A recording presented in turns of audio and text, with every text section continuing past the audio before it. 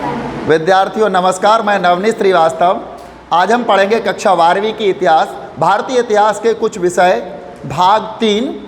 इसके अंतर्गत हम महात्मा गांधी और राष्ट्रीय आंदोलन, और आज का हमारा मुख्य शीर्षक है भारत छोड़ो अर्थात क्विट इंडिया।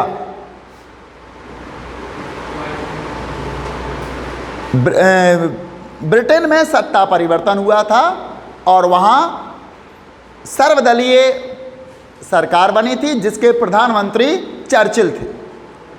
चर्चिल घोर साम्राज्यवादी व्यक्ति थे और वो महात्मा गांधी के प्रति बिल्कुल भी हमदर्दी नहीं थी उनको। तो उन्होंने क्या किया था, उन्होंने एक नया रास्ता निकालने के लिए, मतलब वो भारत को देना नहीं चाहते थे, स्वतंत्र नहीं करना चाहते थे, लेकिन वो चाहते थे कि महात्मा गांधी के बीच और ब्रिटिश सरकार के बीच कोई नया रास्ता निकल आए। और ऐसा रास्ता निकालने के लिए उन्होंने सर स्टैफर्ड क्रिप्स को भारत भेजा था, जिससे कि भारत में महात्मा गांधी और ब्रिटिश सरकार के बीच कोई रास्ता निकल आए। इसके लिए स्टैफर्ड क्रिप्स को भारत भेजा था। चूंकि क्रिप्स मिशन भारत आया हुआ था, लेकिन क्रिप्स मिशन शीघ्र ही विफल हो गया था। एक बगैर नतीजे पर पहुंचे ही ये असफल हो गया था। तो क्रिप्स मिशन की विफलता के बाद महात्मा गांधी ने ब्रिटिश शासन के खिलाफ अपना तीसरा बड़ा आंदोलन छेड़ने का फैसला लिया। अगस्त 1942 में शुरू हुए इस आंदोलन को अंग्रेजों भारत छोड़ो का नाम दिया गया। इस आंदोलन की शुरुआत 8 अगस्त 1942 यानी 1942 को प्रारंभ हुआ था। इसका नारा था अंग्रेजों भारत छोड़ो।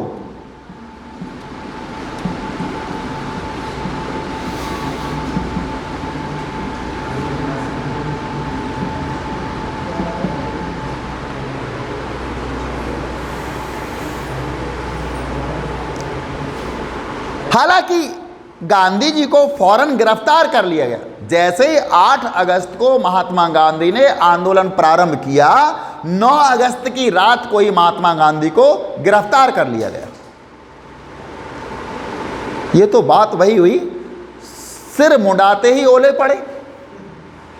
महात्मा गांधी ने आंदोलन प्रारंभ किया, नेतृत्व इन्हीं के हाथ में था और महात्मा गांधी गिरफ्तार हो गए।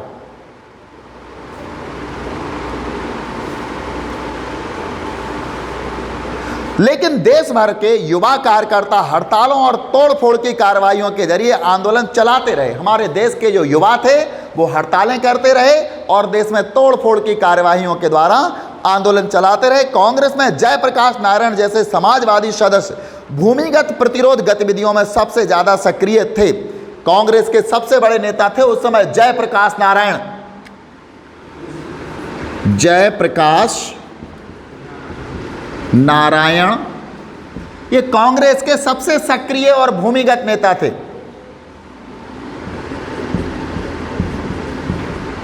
कांग्रेस के सबसे सक्रिय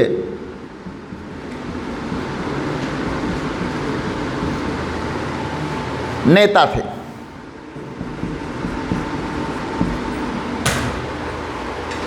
इनके बारे में आगे हम बहुत कुछ पढ़ेंगे। जयप्रकाश नारायण जैसे समाजवादी सदस्य, कैसे थे ये? समाजवादी, जो कि संपूर्ण समाज का हित चाहते थे। समाजवादी सदस्य भूमिगत प्रतिरोध गतिविधियों में सबसे ज़्यादा सक्रिय थे। पश्चिम में सतारा और पूर्व में मेदिनीपुर जैसे कई जिलों में स्वतंत्र सरकार की स्थापना कर दी गई थी।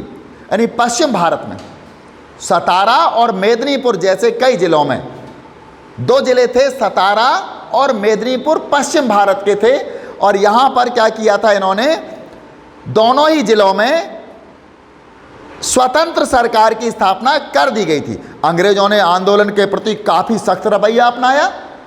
मतलब भारत छोड़ो आंदोलन जो चलाया जा रहा था, इस आंदोलन को कुचलने के लिए अंग्रेज शासन ने काफ़ी सख्त रवैया अपनाया। फिर भी इस विद्रोह को दबाने में सरकार को साल भर से ज़्यादा समय लग गया। भारत छोड़ो अर्थात क्विट इंडिया मूवमेंट आंदोलन सही मायने में एक जन आंदोलन था।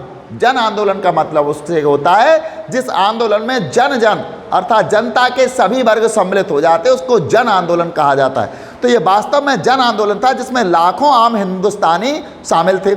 इस आंदोलन ने युवाओं को, जो भारत के युवा थे, बड़ी संख्या में अपनी ओर आकर्षित किया था। यानी भारत के ज़्यादा से ज़्यादा युवा इसमें शामिल थे, जिसमें जयप्रकाश नारायण भी उस समय युवा थे। चूँकि महात्मा गांधी गिरफ्तार हो चुके थे, तो इस आंदोलन का में युवाओं ने ही बढ़ चढ़ करके भाग लिया था। युवाओं ने कांग्रेस, अपने कॉलेज छोड़कर जेल का रास्ता अपनाया था। जो युवा थे भारत के, उन्होंने अपने कॉलेज को छोड़ करके जेल का रास्ता अपनाया था। जिस दौरान कांग्रेस के नेता जेल में थे, उसी समय जिन्ना तथा मुस्लिम लीग के उनके साथी अपना प्रभाव क्षेत्र फैलाने में लगे थे। कांग्रेस के नेता जेल में थे, तो मुस्लिम लीग के जिन्ना सहित उनके जो भी साथी थे, जो सदस्य थे मुस्लिम लीग के, वो अपना प्रभाव बढ़ा रहे थे। कांग्रेस के अगेंस्ट वो अपना प्रभाव बढ़ा रहे थे। इन्हीं सालों में लीग को पंजाब और सिंध में अपनी पहचान बनाने का मौका मिल गया। क्योंकि कांग्रेस के नेता जेल में चले गए थे, तो मुस्लिम लीग ने अपना प्रभाव कांग्रेस में और अपना प्रभाव पंजाब और सिंध क्षेत्रों में बढ़ा लिया, अपनी पहचान भी बढ़ा ली, जहां अभी तक उसका कोई खास वजूद नहीं था। जहां मुस्लिम लीग का कोई वजूद नहीं था सिंध प्रदेश में और पंजाब में। आज चूंकि कांग्रेस के नेता जेल में थे, तो कांग्रेस के मुस्लिम लीग के नेताओं को अपना प्रभाव या अपनी पहचान बढ़ाने में खासी सफलता मिली। जून 1944 में जब विश्व युद्ध समाप्त की ओर था, द्वितीय विश्व युद्ध समापन की ओर चल रहा था जून 1944 में, तो गांधी जी को रिहा कर दिया गया। गांधी जी, जो कि 9 अगस्त की रात को गिरफ्तार कर लिए गए थे, जून 1944 में जाकर के उनको रिहा किया। जेल से निकलने के बाद उन्होंने कांग्रेस और लीग के बीच फासले को पाटने के लिए जिन्ना के साथ कई बार बात की। क्योंकि मोहम्मद अली जिन्ना और महात्मा गांधी दोनों एक साथ इन्होंने वकालत पढ़ी थी, लॉ एक साथ किया था, ब्रिटिश में इन्होंने अपना अध्ययन किया था, तो कॉलेज के साथी भी थे ये दोनों। तो इन्होंने मोहम्मद अली जिन्ना से और कांग्रेस और मुस्लिम लीग के बीच जो खाई बन गई थी विषमता की, वैमनस्यता की, उसको पाटने के लिए कई बार बात की। और 1945 में ब्रिटेन में अब अचानक एक घटनाक्रम होता है ब्रिटेन में। चूंकि ब्रिटेन के प्रधानमंत्री अभी तक चर्चिल थे, जो कि घोर साम्राज्यवादी व्यक्ति थी।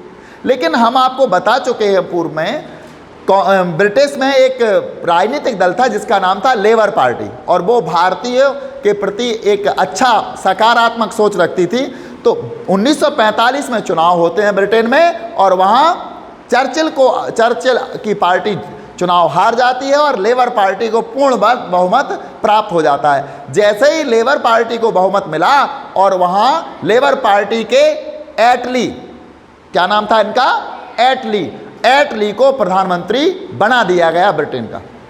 चूंकि लेबर पार्टी का पहले से ही भारत के आंदोलन के प्रति अच्छा रवैया था, तो लेबर पार्टी की सरकार बनी। यह सरकार भारतीय स्वतंत्रता के पक्ष में थी। एटली प्रधानमंत्री बन गए और ये भारतीय स्वतंत्रता के पक्ष में थे। उसी समय वाइसराय लॉर्ड बावेल ने कांग्रेस और मुस्लिम लीग के प्रतिनिधियों के बीच कई बैठकों का आयोजन किया। यानी लॉर्ड बावेल भारत में बन के अधिकारी वाइसराय बनकर आए थे, और इन्होंने कांग्रेस और मुस्लिम लीग के प्रतिनिधियों के बीच कई बैठकों का आयोजन किया। 1946 की शुरुआत में प्रांतीय विधानमंडलों के लिए नए सिरे से चुनाव कराए गए। 1946 की शुरुआत में प्रांतीय विधानमंडलों के लिए, भारत में जो प्रांत बनाए थे, इनकी विधानसभाएं या विधानमंडल जो थे, इनके लिए चुनाव कराए गए। अन्य यानी सामान्य श्रेणी में कांग्रेस को भारी सफलता मिली। मुसलमानों के लिए आरक्षित सीटों पर मुस्लिम लीग को भारी बहुमत प्राप्त हुआ। राजनीतिक ध्रुवीकरण पूरा हो चुका था। अब तो राजनीति 2 ध्रुवों में बंट चुकी थी, कांग्रेस और मुस्लिम लीग, दोनों को भारी सफलता मिली थी। इनको मुस्लिम सीटों पर सफलता मिली थी और कांग्रेस को संपूर्ण भारत में सफलता मिली थी, गैर मुस्लिम सीटों पर सफलता प्राप्त हुई थी। तो राजनीति का ध्रुवीकरण हो चुका था। 1946 की गर्मियों में कैबिनेट मिशन भारत आया। यानी ब्रिटेन के प्रधानमंत्री एटली ने भारत की सत्ता हस्तांतरण को सुगम बनाने के लिए, चूंकि ब्रिटिश की जो लेबर पार्टी थी वो भारत को स्वतंत्रता देने के पक्ष में थी, एटली ने अपने मंत्रिमंडल के सदस्य इनको तैयार किया और एक नया अपने मंत्रिमंडल के सदस्य, मंत्रिमंडल को कैबिनेट कहा जाता है, और कैबिनेट मंत्रिमंडल के सदस्यों को उन्होंने क्या किया था, वो भेजा भारत काय के लिए, सत्ता हस्तांतरण को सुगम बनाने के लिए, जिससे कि सत्ता भारत के हाथों में दी जा सके। तो यहाँ पर उनके मंत्रिमंडल के जो सदस्य आए थे, इसी को कैबिनेट मिशन का नाम दिया गया, जो कि 1946 की गर्मियों में भारत आया था। इस मिशन ने कांग्रेस और मुस्लिम लीग को एक ऐसी संघीय व्यवस्था पर राजी करने का प्रयास किया जिसमें भारत के भीतर विभिन्न प्रांतों को सीमित स्वायत्तता दी जा सके। मतलब क्रिप्स मिशन जब यहाँ पर कैबिनेट मिशन भारत आया, तो इसने कैबिनेट मिशन ने भारत में दो राजनीति का ध्रुवीकरण हो चुका था, मुस्लिम लीग और कांग्रेस, इन दोनों को इस बात पर राजी कर लिया, दोनों से बातचीत की किसने, कैबिनेट मिशन ने, और इन दोनों को इस बात पर राजी कर लिया कि एक ऐसी संघीय व्यवस्था बनाई जाए। संघीय मतलब एक केंद्र हो और कई राज्य हो, जिसके भीतर भारत विभिन्न प्रांतों को सीमित स्वायत्तता दी जा सकती थी। कैबिनेट मिशन का यह प्रयास भी विफल रहा। वार्ता टूट जाने के बाद जिन्ना ने पाकिस्तान की स्थापना के लिए लीग की मांग के समर्थन में एक प्रत्यक्ष कार्यवाही दिवस का आह्वान किया।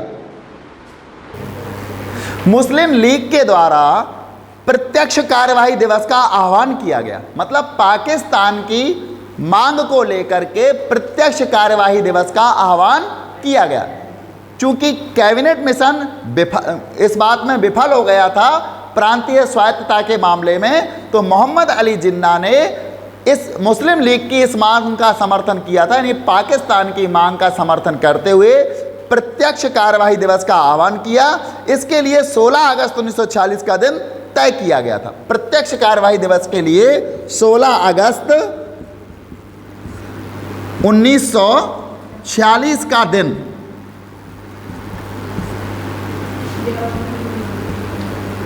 प्रत्यक्ष कार्यवाही दिवस के लिए तय किया गया।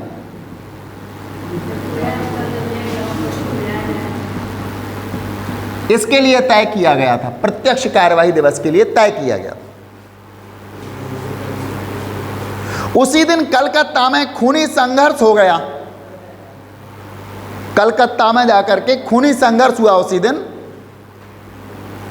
यह हिंसा कलकत्ता से शुरू होकर ग्रामीण बंगाल, बिहार और संयुक्त प्रांत व पंजाब तक फैल गई।